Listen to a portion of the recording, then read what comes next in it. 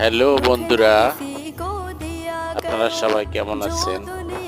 তো আজ আপনাদের আমি দেখাবো সিদ্ধিরগঞ্জের পশ্চিম পাড়া।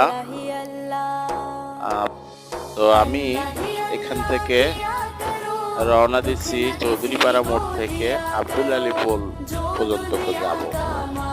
আপনারা অবশ্যই আমার সাথে থাকুন, আমার চ্যানেলটি সাবস্ক্রাইব করুন আর দেখতে থাকুন।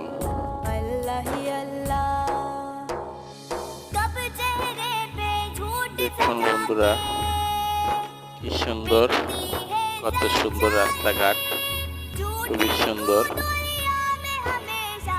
দেখলে মন ভরে যায় যেদিকে তাকাই।